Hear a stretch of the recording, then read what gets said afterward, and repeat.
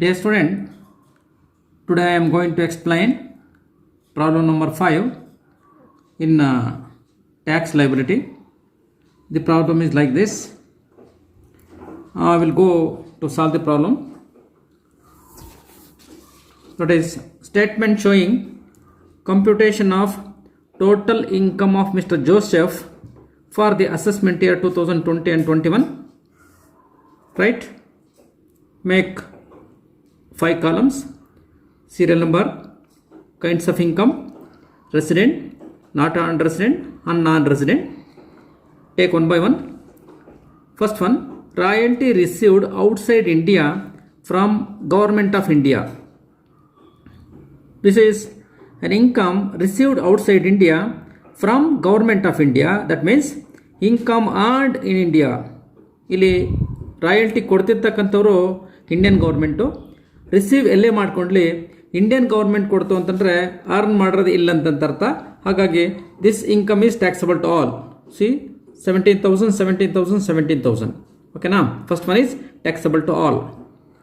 Second one, technical fees received from a limited, an Indian company in Germany, for advices given by him in respect of the project situated in Iran. This is a second point. That is technical fees received from A Limited, an Indian company in Germany. ನೋಡಿ, Indian company ಎಲ್ಲಿದೆ? ಎಲ್ಲೂ ಇಂಡಿಯಾದಲ್ಲಿಲ್ಲ, ಜರ್ಮನಿಯಲ್ಲಿದೆ. Right? For advices given by him in respect of the project situated in Iran. ಇರಾನಲ್ಲಿರ್ತಕ್ಕಂತಹ ಪ್ರಾಜೆಕ್ಟ್ಗೆ ಜರ್ಮನ್ನಲ್ಲಿರ್ತಕ್ಕಂತಹ Indian company, ಈಗ ನಮ್ಮ ಜೋಸೆಫ್ ಅವರು ಟೆಕ್ನಿಕಲ್ ಸರ್ವಿಸ್ ಕೊಟ್ಟಿದ್ದಾರೆ, ಅದಕ್ಕೆ ಟೆಕ್ನಿಕಲ್ ಫೀಸ್ ಕೊಟ್ಟಿದ್ದಾರೆ. ಇದು ಯಾವ ಕೆಟಗರಿ ಬರುತ್ತಪ್ಪ ಅಂದರೆ, this is comes under 4th classification. That means income earned as well as received outside India from any other source other than business as well as profession. So for that matters taxable to only resident. ಒಬ್ಬರು ಮಾತ್ರ tax ಹಾಕ್ತೀವಿ. ಓಕೆನಾ?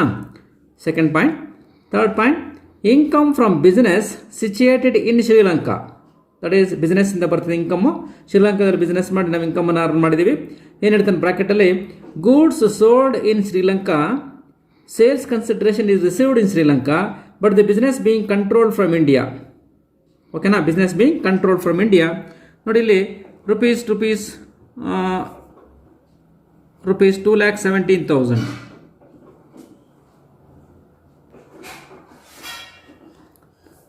That is ನೋಡಿ, ಇಲ್ಲಿ business ಮಾಡ್ತಿರೋದು ಶ್ರೀಲಂಕಾದಲ್ಲಿ, ಅಂದರೆ goods sale ಮಾಡಿರೋದು, ಸೇಲ್ಸ್ ಕನ್ಸಿಡರೇಷನ್ ಎಲ್ಲ ಶ್ರೀಲಂಕಾದಲ್ಲಿ ರಿಸೀವ್ ಮಾಡಿದೆ. But business being control from India, ಇಂಡಿಯಾದ ನಿಯಂತ್ರಣ ಇದೆ. ಹಾಗಾಗಿ ಬಿಸ್ನೆಸ್ ಇದು ಯಾವ ಕೆಟಗರಿ ಬರ್ತಪ್ಪ ಅಂದರೆ 3rd ಕ್ಲಾಸಿಫಿಕೇಶನ್ ಬರ್ತದೆ. That is income earned as well as received outside India from business as well as profession which has been controlled from India ಅಂತಂದಾಗ taxable to resident as well as not earned resident. 2,17,000. ಓಕೆನಾ? Third one. Fourth one, income from business in Uganda. This is also outside the country, outside India. The business being controlled from Delhi. Delhi in the control ಮಾಡಿದ್ವಿ ಅಂದರೆ control from India. That is 15,000 received in India. Total amount is 65,000. That is 65,000 ಅಲ್ಲಿ 15,000 rupees ನಾವು ಇಂಡಿಯಾದಲ್ಲಿ receive ಮಾಡಿದ್ವಿ ಅಂದರೆ that 15,000 rupees is received in India, taxable to all. 15,000 taxable to all. 65,000 ಅಲ್ಲಿ 15,000 minus ಮಾಡಿಕೊಂಡ್ರೆ ನಮಗೆ ರಿಮೈನಿಂಗ್ 50,000 ಬರುತ್ತೆ. That 50,000 rupees is taxable to only resident as well as not earned resident, because this is income earned outside India from business.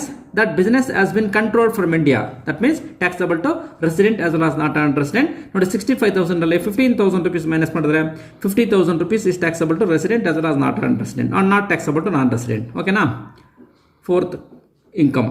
Next one, pension commuted, ಅಂದರೆ ಲೆಕ್ಕ ಹಾಕಿದ್ದೀವಂತ, commuted from government of India, ಅಂದರೆ ಲೆಕ್ಕ ಹಾಕಿರ್ತಕ್ಕಂತಹ pension from government of India for services rendered in Burma, received in Burma. Burma ಅಂದರೆ that is Myanmar ಅಂತಾರಲ್ಲ, Myanmar ದೇಶದರು, ದೇಶದ ಅಲ್ಲಿ ನಾವು ರಿಸೀವ್ ಮಾಡ್ಕೊಂಡಿದ್ದೀವಿ. ಬಟ್ ಕೊಡ್ತಿರ್ತಕ್ಕಂಥದ್ದು ಯಾರು? ಇಂಡಿಯನ್ ಗೌರ್ಮೆಂಟ್ ಕೊಡ್ತಿದೆ. ಇಂಡಿಯನ್ ಗೌರ್ಮೆಂಟ್ ಕೊಡ್ತಿದೆ ಅಂತಂದರೆ that is heard in India ಅಂತಂತ ರಿಸೀವ್ ಎಲ್ಲೇ ಮಾಡ್ಕೊಳ್ಳಿ. This is also taxable to all. 18,000. ಕರೆಕ್ಟಾ? This also comes under second classification. Income earned in India but received in India or outside India taxable to all. Okay na? Fifth one. Sixth one, profit from business in Goa. The business is wholly controlled and managed from Portugal and the whole profit is received in France. ನೋಡಿ ಇಲ್ಲಿ income from business in Goa ಎಲ್ಲಿದೆ? ಇಂಡಿಯಾದಲ್ಲಿದೆ. ಅಲ್ಲಿಗೆ ಇಂಡಿಯಾದಲ್ಲೇ business ಮಾಡೋ ಮುಖಾಂತರ ನಾವು ಇನ್ಕಮನ್ನು earn ಮಾಡಿದ್ದೀವಿ. ಆ ಬಿಸ್ನೆಸ್ಸನ್ನು ಪೋರ್ಚುಗಲ್ ಕಂಟ್ರೋಲ್ ಮಾಡಿದ್ದಾರೆ. ಪೋರ್ಚುಗಲ್ಲೇ ಕಂಟ್ರೋಲ್ ಮಾಡಲಿ, ಸಿಂಗಾಪುರೇ ಕಂಟ್ರೋಲ್ ಮಾಡಲಿ, ಎಲ್ಲೇ ಕಂಟ್ರೋಲ್ ಮಾಡಲಿ, ಬಟ್ ರಿಸೀವ್ ಎಲ್ಲೇ ಮಾಡ್ಕೊಳ್ಳಿ, ಅರ್ನ್ ಮಾಡಿರೋದಲ್ಲಿ ಬಿಸ್ನೆಸ್ ಮಾಡ್ತಿರೋದು ಇಂಡಿಯಾದಲ್ಲಿ, ಗೋವಾದಲ್ಲಿ. For that matters taxable to all. ನೋಡಿ 75,000 taxable to all because business ಮಾಡ್ತಿರೋದು ಇಂಡಿಯಾದಲ್ಲಿ. ಕರೆಕ್ಟಾ? Next, cash gift received in India from relatives in USA. This is exempt from tax. Relatives ಕಡೆಯಿಂದ ನಾನಾಗಲೇ ಒಂದು ಪ್ರೀವಿಯಸ್ ಪ್ರಾಬ್ಲಮ್ ಹೇಳಿದ್ದೇನೆ. Any gift either is in cash or in kind received from relatives is totally exempt from tax. Other than relatives ಕಡೆಯಿಂದ ಬಂದಾಗ up to 50,000 rupees exempt from tax, remaining amount tax ಹಾಕ್ತೀವಿ. This is from relatives, total amount is exempt from tax, that is exempt from tax dash ಹಾಕಿದ್ದೀವಿ.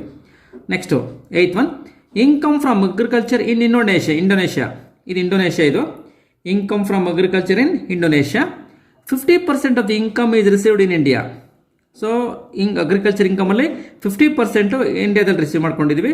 The balance is received and used for his children's education in London ₹50,000. Total 50,000 ಇದೆ. ನೋಡಿ ಇಲ್ಲಿ agriculture income ಇಂಡೋನೇಷ್ಯಲ್ಲಿ receive ಮಾಡ್ಕೊಂಡು earn ಮಾಡಿದ್ದೀವಿ. ಅಲ್ಲಿಗೆ income earned outside India other than business as well as profession ಆಯಿತು. ಆದರೆ 50% of the income is received in India. ಈ 50,000ರಲ್ಲಿ 50% income receive ಮಾಡ್ಕೊಂಡಿದ್ವಿ ಇಂಡಿಯಾದಲ್ಲಿ.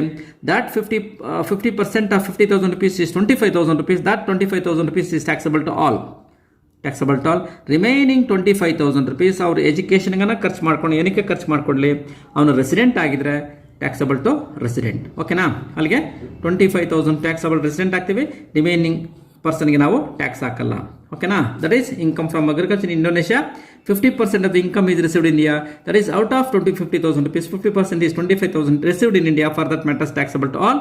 Remaining 25,000 taxable to only resident. ಓಕೆನಾ? Next 9th one, profit from software business in Bangalore control from USA. That is profit from software business ಇನ್ ಬ್ಯಾಂಗ್ಳೂರಲ್ಲಿದೆ, ಇಂಡಿಯಾದಲ್ಲಿದೆ.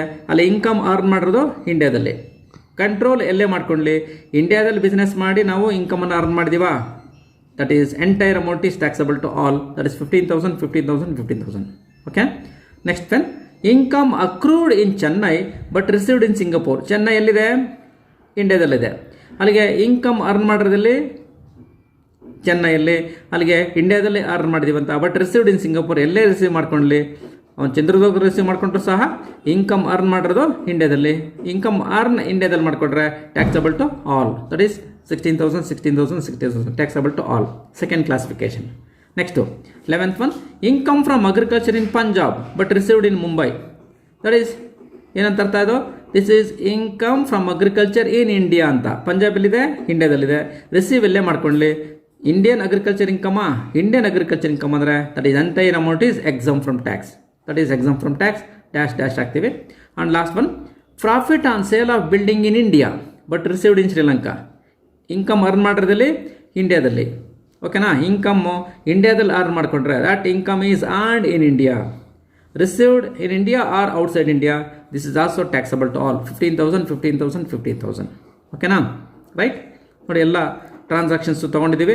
ಈಗ total ಮಾಡಿದ್ರೆ ರೆಸಿಡೆಂಟ್ಗೆ 6,05,000 ಬರುತ್ತೆ, not on ರೆಸಿಡೆಂಟ್ಗೆ 4,63,000 ಬರುತ್ತೆ, ನಾನ್ resident ಆದರೆ 1,96,000 is total income. Okay?